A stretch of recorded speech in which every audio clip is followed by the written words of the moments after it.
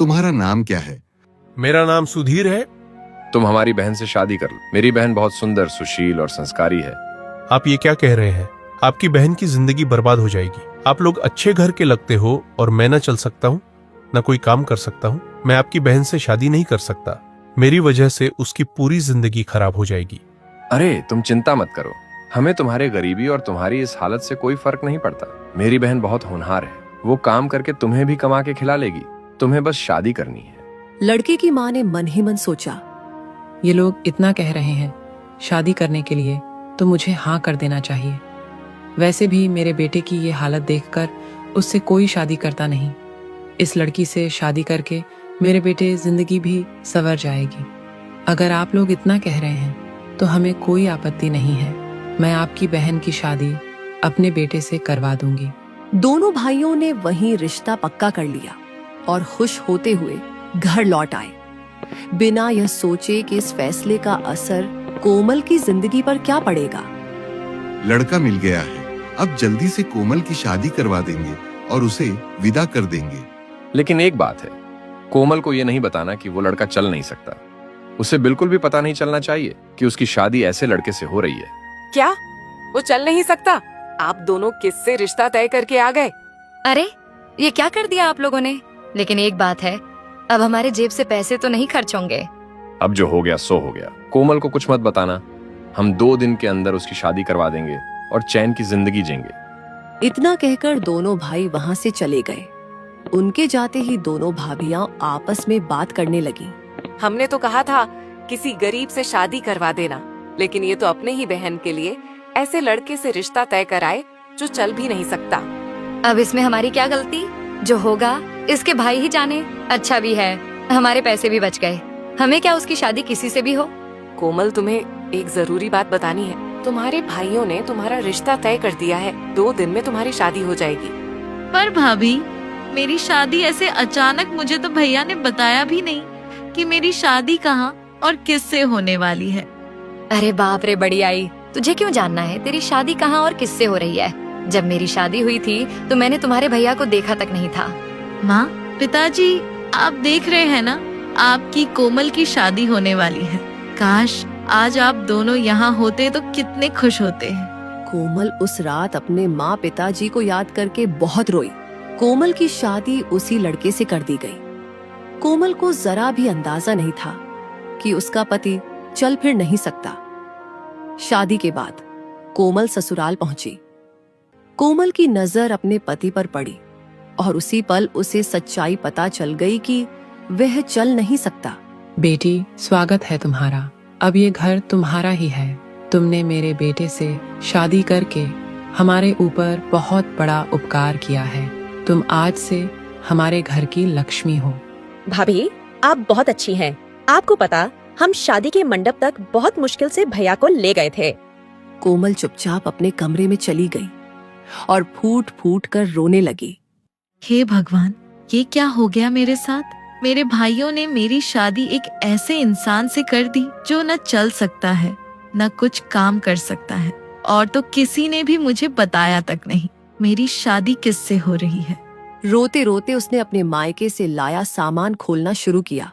पहले उसने मिठाई का डिब्बा खोला। उसमें बासी, टूटे फूटे मिठाई के टुकड़े थे। एक भी ढंग की मिठाई नहीं थी। फिर उसने कपड़ों का बैग खोला। उसमें उसकी दोनों भाभियों की फटी पुरानी घिसी हुई साड़ियां थीं। मैं ये सब अपनी सास और अपने पति को कैसे दिखाऊंगी? वो लोग क्या सोचेंगे कि मेरे भाई भाभी इतने अमीर होकर भी मुझे ये सब देकर भेजे हैं। उसी समय कोमल का पति सुधीर कमरे में आया। कोमल ने अपने मायके का सारा सामान शर्म से चादर से ढक दिया। कोमल, तुम बहुत अच्छी इंसान हो, तभी तुमने मुझसे शादी की। मैं तुम्हें कुछ बताना चाहता हूँ। 2 साल पहले खेत में काम करते वक्त मेरे पैर में कुल्हाड़ी लग गई थी, तभी से मैं चल नहीं सकता।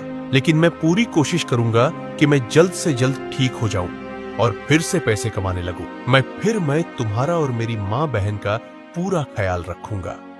सुधीर की बातें सुन कोमल का दिल पिघल गया। सुधीर जी, मुझे पूरा विश्वास है आप जल्दी ही ठीक हो जाएंगे। आप बिल्कुल भी चिंता मत करिए। कुछ देर बाद कोमल की सास ने कहा, कोमल बेटी, हमारे घर के थोड़ी ही दूर में एक बहुत मान्यता वाला मंदिर है। तुम वहां जाके भगवान का आशीर्वाद लेकर आओ। तुम्हारी नई नई शादी हुई है, तुम्हें वहां जरूर जाना चाहिए। कहते हैं अगर वहां कोई सच्चे दिल से मन्नत मांगे तो उसकी मन्नत जरूर पूरी होती है। सुधीर की हालत तो तुम देख ही रही हो, इसलिए तुम्हें अकेले ही वहां जाना पड़ेगा। ठीक है माँ जी, मेरा भी मंदिर जाने का बहुत मन था, मैं आज ही मंदिर जाऊंगी। कोमल किसी को अपना दुख नहीं दिखाया, सीधे मंदिर चली गई। मंदिर में जाकर कोमल ने पूजा करी, फिर वह भगवान के सामने फूट फूट कर रो पड़ी। हे भगवान, मैंने कभी किसी के साथ बुरा नहीं किया। मुझे बिना कुछ बताए मेरे भाइयों ने मेरी शादी ऐसे इंसान से कर दी जो चल नहीं सकता। फिर भी मैं उन्हें अपना भाग्य मानकर मान चुकी हूँ, क्योंकि उनकी बातें सुनकर मुझे पता चल गया कि वो बहुत अच्छे और सच्चे इंसान हैं। मेरे भाई भाभी ने मुझे बासी मिठाई और फटे कपड़े देकर भेजा है। मैं किस मुंह से ये सब अपने ससुराल वालों को दिखाऊं? मुझे इन कपड़ों गहनों का कोई लालच नहीं है, बस आप मेरे पति को बिल्कुल ठीक कर दीजिए। कोमल जैसे ही भगवान के सामने अपने सारे दुख बता के जाने लगी, तभी पीछे से एक तेज रोशनी आई, मानो भगवान ने उसकी पुकार सुन ली हो। चलो मैं सबसे पहले साफ सफाई कर देती हूँ। ये बासी मिठाई मैं अपने पति और सास ननद को तो खिला नहीं सकती, इसीलिए मैं इसे फेंक देती हूँ। अगर ये सब किसी ने देख लिया तो मेरे भाई भाभी के बारे में क्या सोचेंगे? जैसे ही कोमल ने सामान पर से चादर हटाई, मिठाई का डिब्बा नोटों की गड्डियों से भरा हुआ था और फटी पुरानी साड़ियां अब सुंदर नए और कीमती कपड़ों में बदल चुकी थीं। कोमल ये सब देखकर दंग रह गई। ये मिठाई के डिब्बे में इतने सारे पैसे कहाँ से आए, और वो सब फटी पुरानी साड़ी इतनी नई और सुंदर कैसे हो गई? ये चमत्कार कैसे हो गया? तभी उसकी सास और ननद कमरे में आ गई। अरे वाह भाभी, आपके मायके वालों ने कितने सुंदर सुंदर उपहार दिए हैं। कोमल को समझ आ गया कि भगवान ने उसकी सच्चाई और उसके भरोसे की लाज रख ली है। उसने किसी को कुछ नहीं बताया। सास और पति यही समझते रहे कि उसके मायके वालों ने ही ये सब दिया है। कोमल ने उसी पैसों से अपने पति का इलाज करवाया। कोमल सुधीर का पूरी तरह से ख्याल रखने लगी। उधर कोमल के भैया भाभी ऐश की जिंदगी जी रहे थे। किसी को एक भी बार कोयल की याद तक नहीं आई। और इधर भगवान की कृपा से कोमल का पति धीरे धीरे ठीक होने लगा और एक दिन पूरी तरह स्वस्थ हो गया। कोमल, तुमने मेरे लिए इतना कुछ किया, मैं पूरी जिंदगी तुम्हारा साथ निभाऊंगा। आज तुम्हारे कारण ही मैं अपने पैरों पर खड़ा हूँ। बहू, तू सच में लक्ष्मी बनकर हमारे घर आई है। तेरे आने से सब ठीक हो गया। रमेश, मेरा बच्चा, अब समय आ गया है। तेरे बाबूजी का खेत अब तुझे ही संभालना है। जा मेरा बच्चा, खूब तरक्की कर। रमेश पूरी जी जान लगा के मेहनत करने लगा और खूब पैसे कमाने लगा। धीरे धीरे उनकी हालत बदलने लगी और देखते ही देखते 6 महीने बीत चुके थे। एक दिन उन्होंने एक बड़ा और सुंदर घर बनवा लिया। हे भगवान, आपने मेरा सब दुख हर लिया। आपका बहुत बहुत धन्यवाद। बिटिया कोमल, सच कहूँ तो जब तू इस घर में आई थी तब हमारे पास कुछ भी नहीं था, न पैसा, न सहारा, न उम्मीद। मेरा बेटा बिस्तर से उठ नहीं पाता था। मैं हर रोज भगवान से रो रो कर प्रार्थना करती थी कि कोई चमत्कार हो जाए, और तेरे आने से आखिर ये चमत्कार हो गया। माँ सही कह रही है कोमल। अगर तुम मेरा हौसला न बढ़ाती, अगर तुमने वो पैसा मेरे इलाज में न लगाया होता, तो शायद मैं आज भी बिस्तर पर पड़ा होता। जिस दिन मैंने आपको पति के रूप में स्वीकार किया, उसी दिन ये ठान लिया था कि चाहे हालात जैसे भी हों, आपका साथ कभी नहीं छोड़ूंगी। कोमल, तुम अपने मायके वालों को हमारे घर बुलाओ ना। आखिर उन्हीं के दिए पैसों से मेरा इलाज हो पाया। कोयल ने कुछ भी बहाना बनाकर बात को टाल दिया। कई महीने बीत गए। एक दिन रात के समय कोमल के मायके में दोनों भाई और दोनों भाभियां बैठकर बात कर रहे थे। हरिया, पता नहीं क्यों इतना पैसा होने के बाद भी दिल में सुकून नहीं है। काफी दिन हो गए। कोमल की शादी को तो महीनों बीत गए, एक बार भी हमने उसका हाल चाल नहीं पूछा। हाँ भैया, सच कहूँ तो कभी कभी दिल में अफसोस होता है। पता नहीं कैसी जिंदगी जी रही होगी। हमने तो उसे ऐसे लड़के से ब्याह दिया जो चल फिर भी नहीं सकता था। पता नहीं हमारी बहन क्या खाती होगी, कहाँ रहती होगी। हमने तो सोचा था किसी गरीब घर में जाएगी, लेकिन ऐसा हाल होगा ये नहीं सोचा था। अब मन में डर भी लगता है, कहीं बहुत परेशान तो नहीं होगी। मुझे तो डर लगने लगा है, कहीं हमारे कर्म हम पर भारी न पड़ जाए। आप सही कह रही हो दीदी, मुझे भी अंदर ही अंदर अजीब सा लगने लगा है। हमने उसके साथ बहुत गलत कर दिया। चलो उसे जाकर देख आते हैं। आखिर कोयल हमारी ननद है और आप लोगों की इकलौती बहन। अगर किसी तरह की तकलीफ में होगी तो पता तो चले। सबने तय किया कि कोमल के ससुराल जाकर उसे देखेंगे। ससुराल पहुंचने पर जब वे लोग उस जगह आए जहां पहले झोपड़ी थी, तो उनकी आंखें खुली की खुली रह गई। अरे, यहाँ तो पहले छोटी झोपड़ी थी। ये इतना बड़ा घर किसका है? कोमल का ससुराल तो यही था।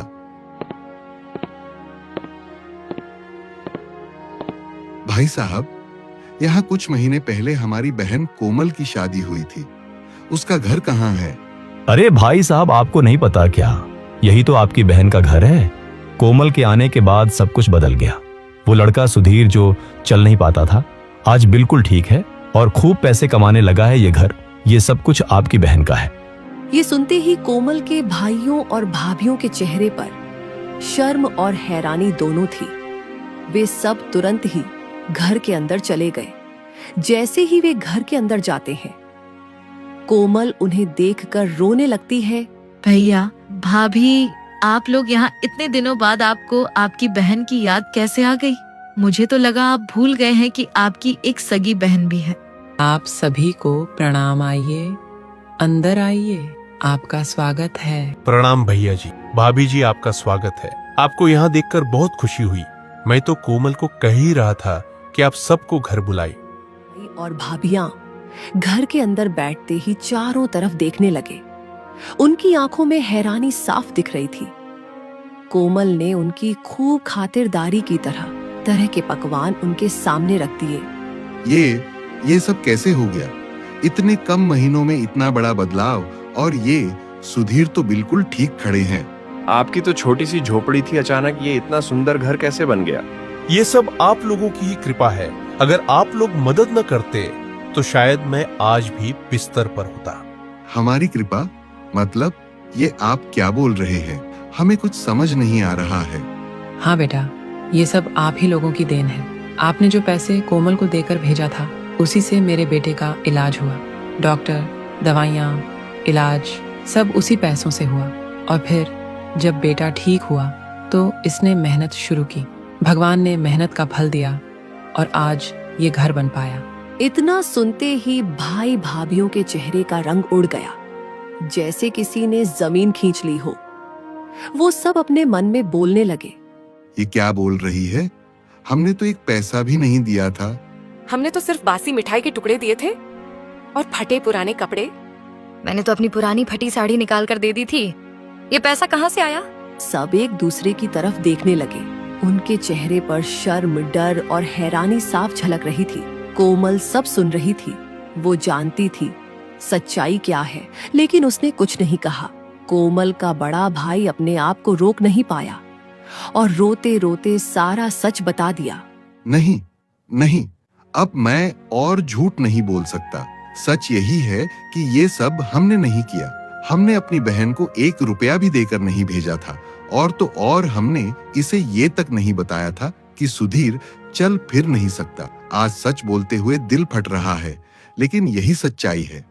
हम दोनों ने मिलकर अपनी ही बहन के साथ बहुत बड़ा अन्याय किया। जिस बहन को हमारे माँ बाप ने नाजों से पाला, उसी बहन को हमने बोझ समझ लिया। हमने सोचा था कि ये हमारी जिंदगी से चली जाएगी तो हमारा खर्चा कम हो जाएगा, लेकिन ये नहीं सोचा कि भगवान सब देख रहा है। मैं आज शर्म से कोमल से नजरें तक नहीं मिला सकती। मैंने ही पुराने फटे हुए कपड़े दिए थे। आज सोचती हूँ तो समझ आता है कि हम कितने पत्थर दिल थे। हमने मिठाई के नाम पर बासी टूटे हुए टुकड़े दिए थे। हमें लगा था कि किसी को क्या पता चलेगा, लेकिन भगवान ने सब देख लिया। हे भगवान, तो फिर ये सब धन, ये अच्छे कपड़े, मेरे बेटे का इलाज के पैसे, ये सब कहाँ से आया? अगर मायके से नहीं आया तो ये चमत्कार कैसे हुआ? बेटी, तू सच में लक्ष्मी का रूप है। तू हमारे घर आई और हमारी किस्मत बदल गई। कोमल, आज सच बताओ, अब कोई डर नहीं, कोई मजबूरी नहीं। अगर तुमने सच छुपाया है तो वो भी किसी बड़ी वजह से ही होगा। जब मैं इस घर में आई थी और मुझे पता चला कि मेरे पति चल फिर नहीं सकते, और फिर देखा कि मेरे भाई भाभी ने मुझे बसी मिठाई और फटे पुराने कपड़े दिए हैं, तो मेरा दिल पूरी तरह टूट गया था। मैंने किसी से शिकायत नहीं की, ना अपनी सास से, ना अपने पति से। माँ जी ने मुझे वो मान्यता वाला मंदिर जाने भेजा तो मैं मंदिर चली गई। भगवान के सामने बैठकर मैं बहुत देर तक रोती रही। मैंने भगवान को सब कुछ सच सच बता दिया। फिर मैं घर लौटी और जब अपने कमरे में सामान खोला तो मेरी आंखें खुली की खुली रह गई। वो फटे कपड़े सुंदर नए वस्त्र बन चुके थे और मिठाई का डिब्बा नोटों से भरा हुआ था। मुझे उसी पल समझ आ गया कि ये सब भगवान का आशीर्वाद है। लेकिन मैंने सोचा, अगर मैं सच बता दूंगी तो मेरे भाई भाभीओं की इज्जत मिट्टी में मिल जाएगी। इसीलिए मैंने कहा कि ये सब मायके से आया है। मैंने झूठ इसलिए बोला ताकि मेरे अपने बदनाम ना हो। चारों भाई भाभी जमीन पर बैठ गए और हाथ जोड़ लिए। बहन, हम सब माफी के लायक नहीं हैं। तूने हमारे लिए भगवान का दिया हुआ भी हमारे नाम कर दिया। आज समझ आया कि सच्चा रिश्ता क्या होता है। हम तो सिर्फ अपने फायदे के बारे में सोचते रहे और तू हमारे सम्मान की रक्षा करती रही। हमें माफ कर दो कोमल, हमसे बहुत बड़ा पाप हो गया। तुमने भगवान के चमत्कार पर भी हमारा नाम लगा दिया और हम पत्थर दिल बने रहे। हमें माफ कर दो कोमल। कोमल, तुमसे माफी मांगने की भी हिम्मत नहीं हो रही। हमने तुम्हारे साथ बहुत बुरा किया। भैया भाभी, आप लोगों ने मुझे मेरे माँ बाप के घर से मेरा हक नहीं दिया, लेकिन भगवान ने मुझे मेरे हक से कहीं ज्यादा दे दिया। अब मेरे दिल में कोई शिकायत नहीं, कोई गिला नहीं। बस यही चाहती हूँ कि आप सब सच्चाई समझ लें और आगे किसी भी इंसान के साथ इतना बुरा ना करें। आज मुझे समझ आया कि भगवान अच्छे लोगों के साथ हमेशा अच्छा करता है। कोमल, तुम्हारे जैसी नेक दिल लड़की मेरी पत्नी बनी। आज मुझसे ज्यादा भाग्यशाली कोई नहीं है। मैं बहुत खुश हूँ। कोमल के भाई भाभी ने उसके हक का उसे कुछ नहीं दिया, पर भगवान ने उसे सब कुछ दे दिया। जो इंसान सच्चे दिल से भगवान पर भरोसा रखता है, भगवान उसकी तकदीर खुद लिखता है। इसलिए हमेशा साफ नीयत रखनी चाहिए।